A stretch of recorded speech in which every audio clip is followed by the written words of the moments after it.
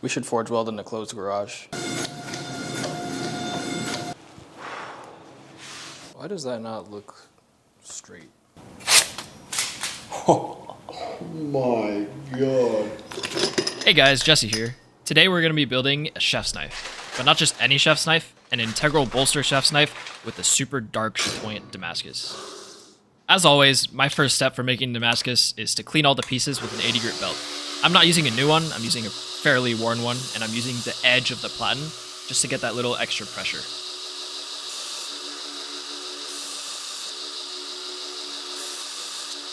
Like I mentioned before, I want to do a super dark chatoyant Damascus, so I'm doing 2 layers of 1084 and 1 layer of 1520. And then I'm repeating until I have 25 total layers. What I'm doing here is replacing my FlexCore MIG wire. I actually didn't have any of the original Lincoln wire left, so I went to Harbor Freight and I got some Vulcan FlexCore wire, and it works so much better than the Lincoln wire. I got 0 splatter, and it felt like a regular MIG welder.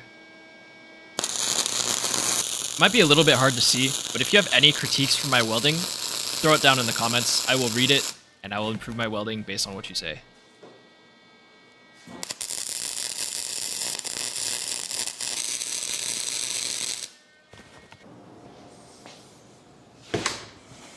We should forge weld in the closed garage.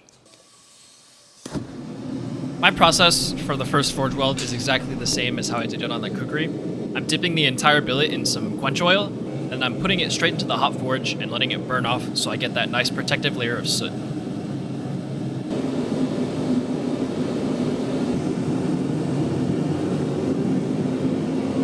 If you've been following my Instagram for a while, you'll know that I love posting these forge welding videos. I don't know why people think it's so satisfying, because whenever I post one of these videos, it blows up a little bit, and I get a bunch of free followers. I guess it's kind of satisfying.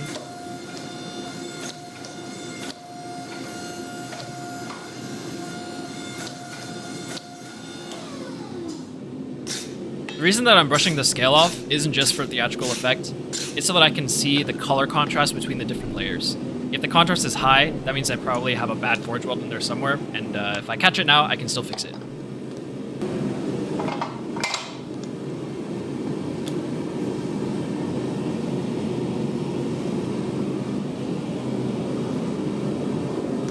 Maybe it's because I'm a little bit of a wuss, but I really don't like using the super aggressive half of the combo dies. I don't know why this is the case. Maybe it's because I've seen so many people tear apart their billets on Forged in Fire using the aggressive part of the dies, and I've also found I can forge it out just as fast using the flat side, so I've just never used them. But I'm using them here just to show that I'm capable of using them, I guess.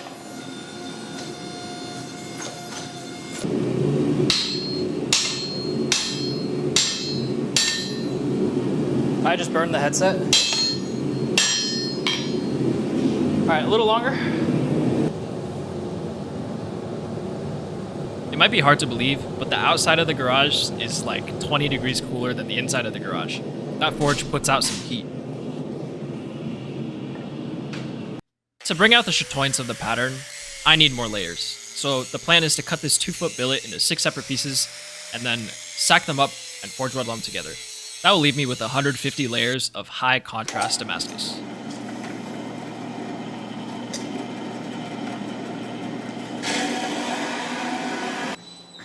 Joey! What's good? There's a tape measure on, there's a pencil sharpener on this.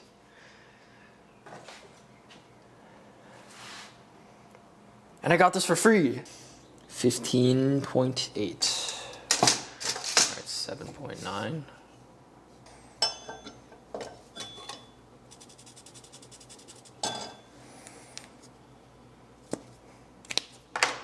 By far the most underrated tool in my shop is this Grizzly bandsaw.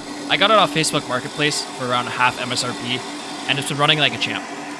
One of the funny things about this bandsaw is that the coolant is supposed to be like a white, and it starts off as a blue, but when I got the saw, it was a dark brown. Here, I'm just using another worn out 80 grit belt to clean up the surfaces and get them fairly flat. They don't have to be perfectly flat, but it's a good thing to aim toward.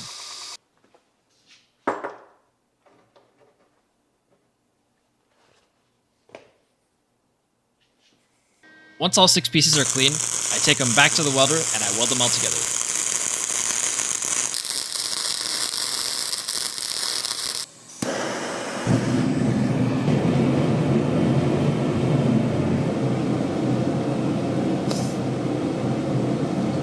The white stuff you see me sprinkling on the billet here is not salt or sugar or flour.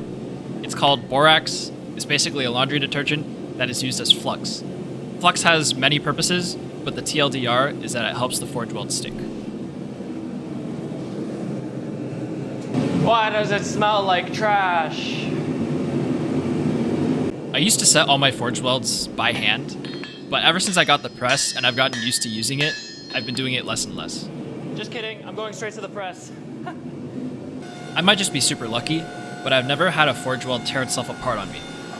I don't know if my technique is perfect, but the results speak for themselves.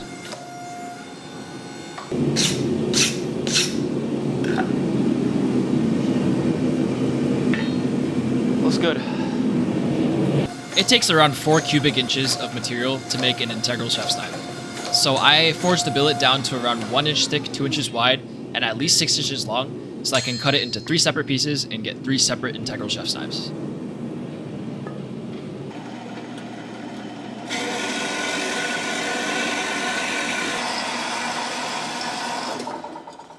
You feeling lucky, punk? Now that I have my 4 cubic inches of material all cut out, the first step is to isolate the bolster and the tang. I do that with the 2 separate dies on the forging press.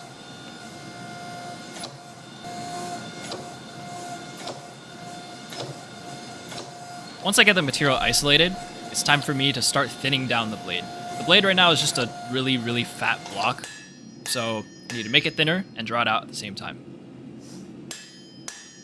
The blade shape that I'm going for here is a bit of a mix between a santoku and a K-tip. I want it to be a little bit longer than a santoku, but still have that elegant curve. And I want it to be slightly longer like a K-tip, but not quite as long. As I forge out the blade, I go between the hand hammer and the press. The hand hammer and the press are both super good at 2 different things. Hand hammer, you get control, you get precision, you get all of the above in terms of dexterity, but the forging press is just so fast it cannot be ignored. One of the main details on a chef's knife that separates good from super good is a really nicely drawn out heel that extends a little bit further back than just straight down. Where are we at? Almost 8 inches.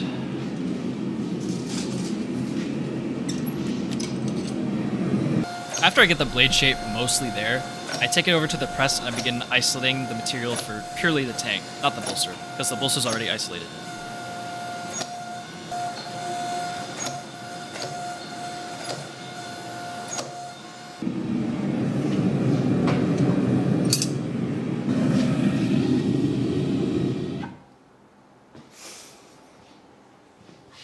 Now that the blade is forged, it's time to prepare for the normalizing cycles. I generally prefer to do a very light profiling pass before I do any normalization on my chef's knives, but it doesn't really matter. I just like having a cleaner blade going into the kiln. One of the common misconceptions for normalizing is that it makes the blade softer. Normalizing and annealing are 2 very, very different things. Annealing is for the express purpose of making the blade softer, but normalizing makes the grain size smaller and increases hardenability. I'm doing 3 normalizing cycles for this chef's knife. I'm starting at 1650, going down to 1500, and then I'm going down to 1350. I let it cool down to around 700-800 degrees in between all of these cycles.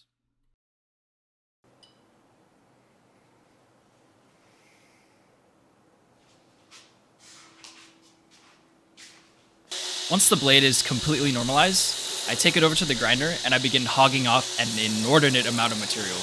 I want to see clean metal across the entire blade.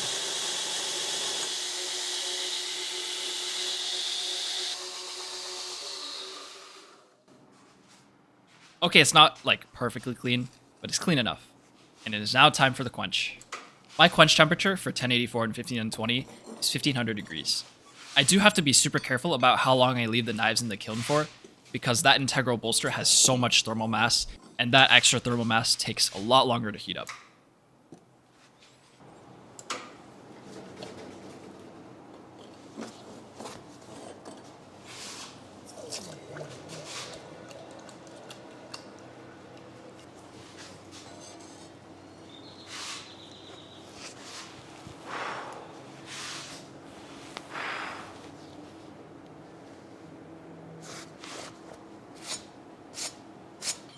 I finally decided to get myself a nice flat granite surface and a height gauge.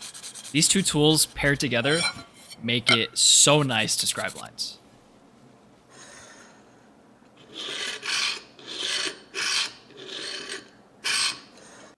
The reason that I was scribing lines on the tang is because out of the forge, that tang is so thick. I always allocate way too much material for it, so I have to grind it all off later. Which isn't too big of a problem because I have a really nice grinder and really sharp abrasives. But it still takes a lot of time, and I wish I would just stop giving myself so much material to work with.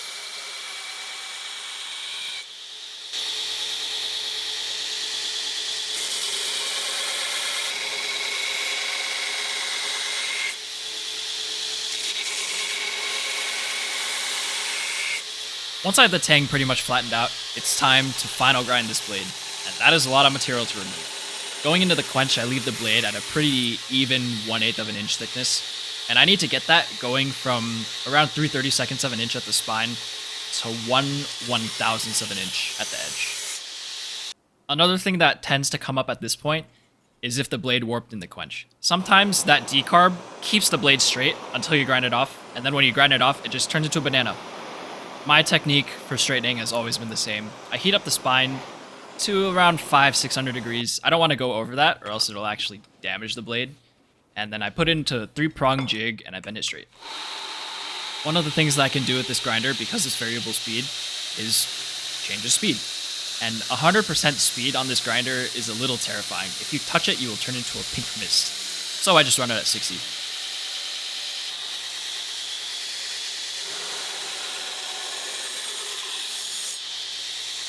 I know what you're gonna say. Aren't Crocs a little bit dangerous to be wearing in the shop? But Crocs are closed-toed shoes. You cannot convince me otherwise. Another blade straightening technique that I like to use is a carbide hammer. The thing about carbide is that it's so hard that when you hammer one side of the blade, it increases the surface area with all those tiny divots, and it bends it the other way. Now that the blade is around halfway finished with final grinding, I slap a file guide onto the bolster and I begin taking a little bit of material off the back so that it's a nice 90-degree angle.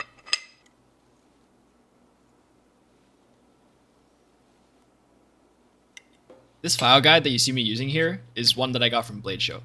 It is from Nordic Edge and it opens super wide, so it's really nice for grinding integral bolsters, and it's also made of stainless steel, so I don't have to worry about it getting wet.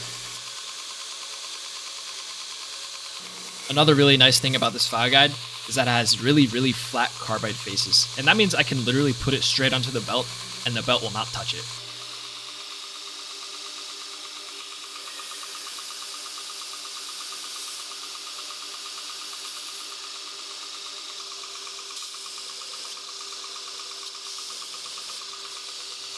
As the blade gets closer and closer to its final thickness, I can start moving myself up the grits. I don't actually have to necessarily go up the grits, but it'll make my job a lot easier when hand sanding. Right here I'm going to a 120 grit, and after 120 I'll go to 220 and then 400.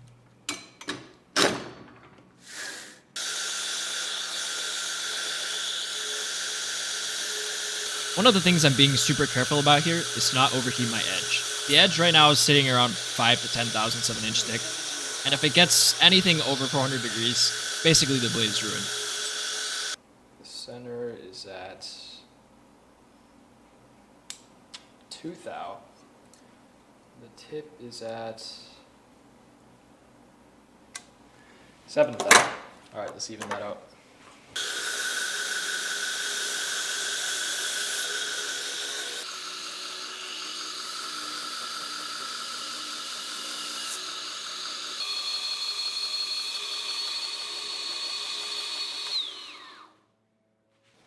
Here I'm checking to see if my fingernail can deflect the edge of the blade. If it deflects and returns to its original position, that means my heat treat is really good and the edge thickness is thin enough. And now it's time for some hand sanding. My process this time for hand sanding is pretty much the exact same as the kukri. I'm starting with 150 grit in parallel scratches, then I'm going to 400 grit diagonal scratches, and then I'm going to finally go to 600 grit parallel scratches. I have to be super careful about also hand sanding in the front of the integral bolsters. That's going to be the transition from the handle into the blade. And if it looks bad or is uncomfortable, it's just a really big stain on the entire piece. I guess it wouldn't hurt to talk about what I watch on my iPad when I hand sand. Sometimes it's Greg Doucette screaming at people. Sometimes it's PewDiePie. Sometimes it's other knife makers like Man-at-Arms or Will Stelter or That Works or Alex Steele. I forgot exactly what I watched this time, but that's pretty much what I watch on average.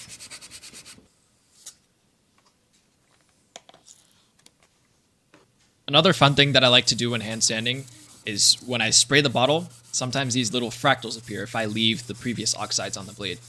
They're different every time, and I don't really know how they work. They're a little different for every single grit that I use, so it's fun to see what can come out of the steel.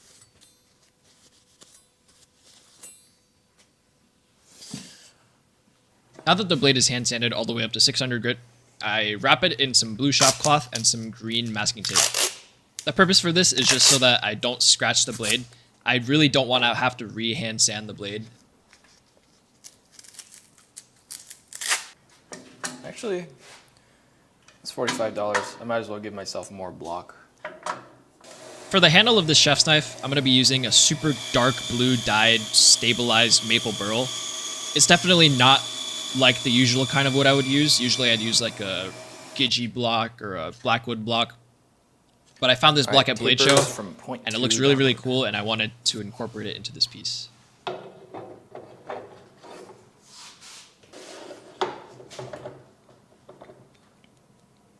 My eye tells me that it's 89.9 degrees.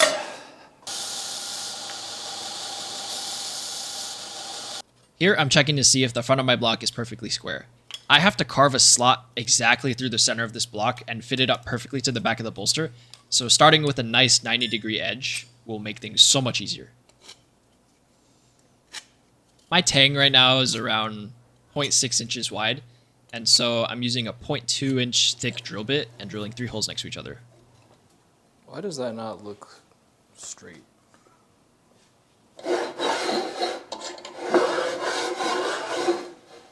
Before drilling these holes, I made sure to search up the correct drill speeds. I don't want to crack open this block. It is too much work to cut another block. I actually don't have another block, so I'd have to use a completely different handle material, and I want things to go right first time.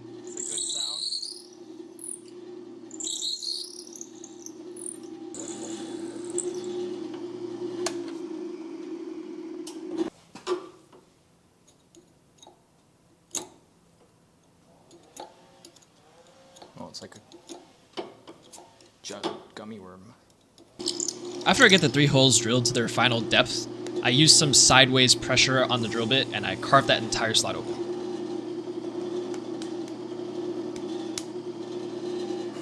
Now it's time to use some homemade brooches and a Black Dragon Forge handle brooch and carve this slot open so that it accepts the tang.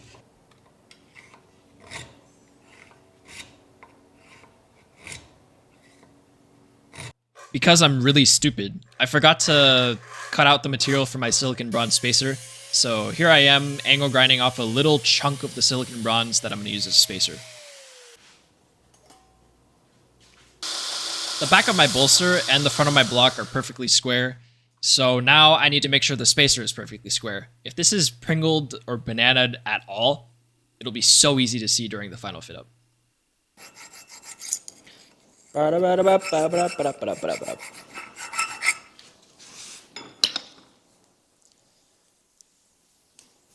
May seem a little bit weird, but I don't have that much experience with making spacers, carving slots, and making hidden tang knives. Pretty much every knife that I made up until about a year ago was a full tang knife. A full tang knife essentially uses 2 scales and a bunch of pins. I always thought that doing a full tang construction was a lot easier than doing a hidden tang, but a lot of people actually say the opposite. A lot of people started off making hidden tang knives and had to work their way into making full tang knives.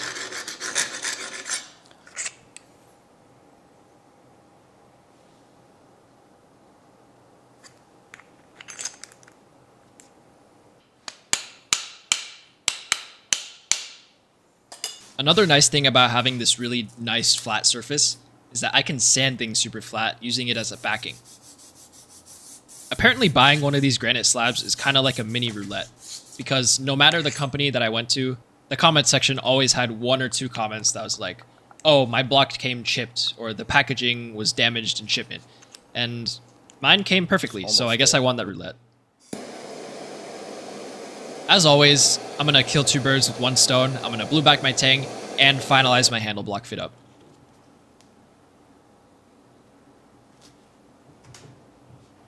Please come on.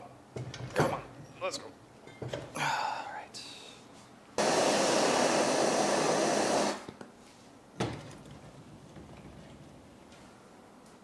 The last step before I can finally glue the handle together is I'm going to notch my tang and give it a 36 grit belt finish.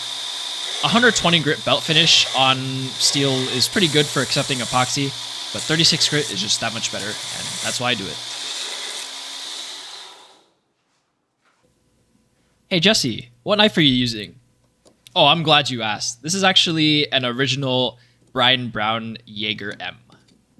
I kind of messed up the edge by trying to sharpen it on the belt grinder, so that's why I don't really show it too much on Instagram or YouTube. I'm using the same epoxy as last time. I'm using a 24-hour West System marine epoxy. As I said before, it's never failed on me, and I don't expect it to fail anytime soon.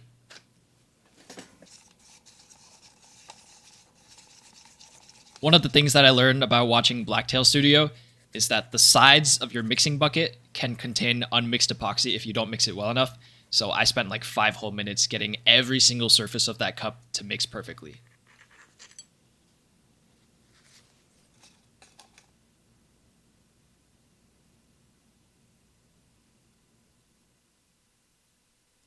To put your mind at ease, yes, I do have a bucket collecting this epoxy. I know I'm wasting a lot, but every single time you make this 24-hour West System epoxy, you have to do 1 entire pump. And the thing is, making a knife handle doesn't actually require that much epoxy, so there's always going to be some waste. Before I ever grind wood, I always make sure to turn on my dust collection system. The system itself isn't too professional or robust, but it does its job quite well.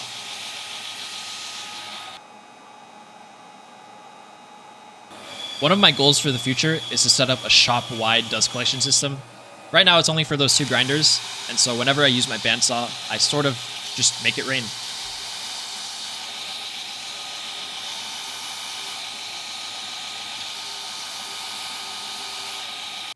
My methodology for sculpting my handles is pretty much the exact same as grinding the blade. I get them square, I cut out the profile, and then I finally carve the facets or make it round.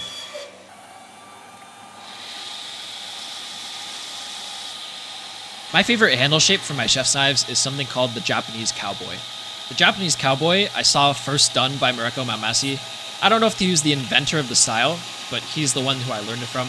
I basically scrolled through his Instagram feed a couple 100 times, and over enough time, the shape sort of just dug its way into my head.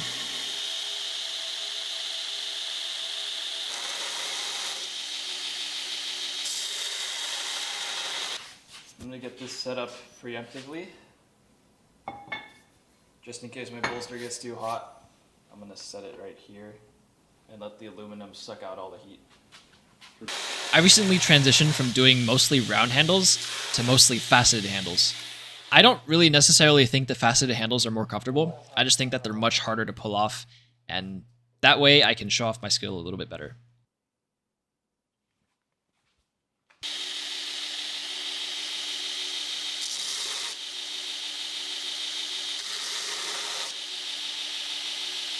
Even though I was fairly confident in my transition from the bolster to spacer to handle block, I wanted to check, and that was me pointing at it and being very satisfied. Another thing that I really like to do when I'm sculpting my handles is spending an equal amount of time inspecting the handle as I do grinding. For me, it's essentially the knife maker's equivalent of measure twice, cut once.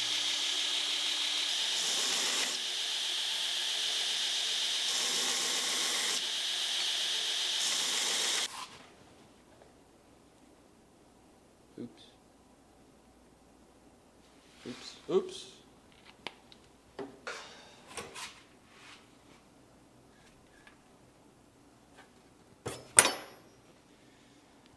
I'm smart. Once the handle is essentially 99% sculpted, I take it back inside, I fill in all of the gaps with some dark, thick superglue, and then I begin filing, hand sanding, and getting it ready for etch. When I was getting those 2 chef's knives ready for blade show, I spent an entire day on each handle, getting them hand sanded and perfectly sculpted. I don't know what happened, but this one went a lot faster, and I'm really happy because I didn't really want to spend a full day dialing in those facets.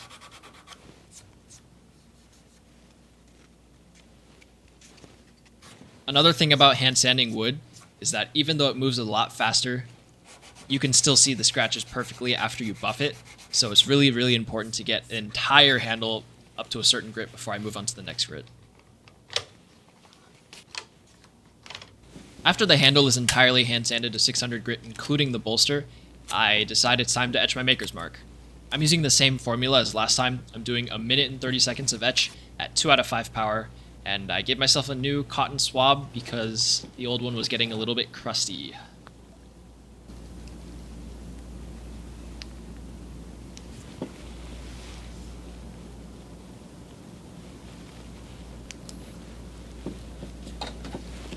That yellow liquid right there is the only neutralizer that I know of for the electrolyte that I'm using, so I make sure to get it onto the blade as quick as possible. Nice. I usually don't darken my maker's mark, but I decided to darken it and give it a try, and honestly, it came out looking pretty good. I don't know if I'm going to keep doing it on all of my future knives, but for this knife, it's going to stay dark. Ooh.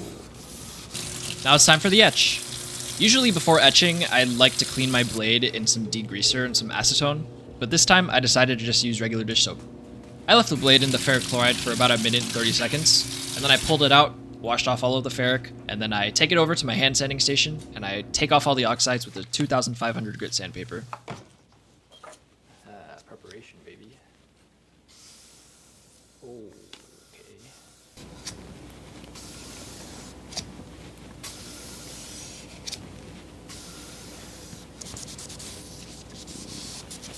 I do not want to over-etch this.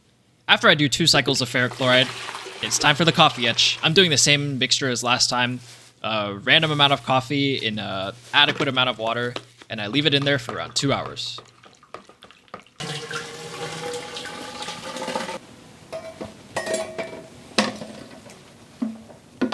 Alright, it's been 2 hours. Oh my gosh. Look at how the pattern gets from slightly not dense to super dense. At this point, the blade is pretty much finished, but I decided to take one more step, and that is to use some sunshine cloth and rub off all of the brownish, yellowish oxides from the coffee. After this, there's one more final step, and that is to buff the handle. I make sure to mask off all of the Damascus before I do this, and then the blade is done. I'm ecstatic with how this blade turned out. It's my second ever Santoku, my first ever blue handle, and my first ever silicon bronze spacer. They all came together looking super, super nice. You can see the topography of the Damascus through the bolster. You can see how thin the blade is from this angle, and you can see just how ergonomic the handle looks.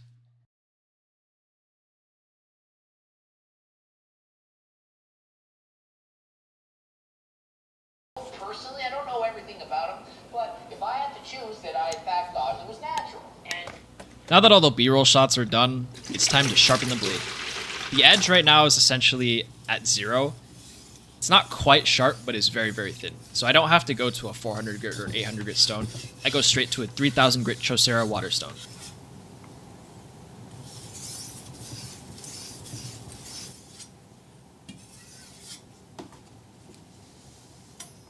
Of course, after I get the edge finalized, I take it over to my buffalo hide strop loaded with green buffing compound, and I strop it around 30 times on each side.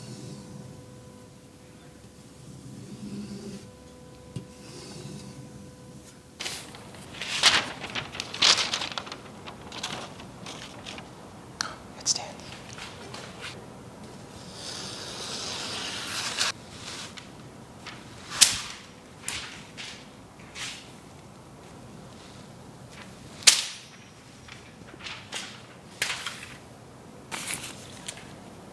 Look how thick this is. My God.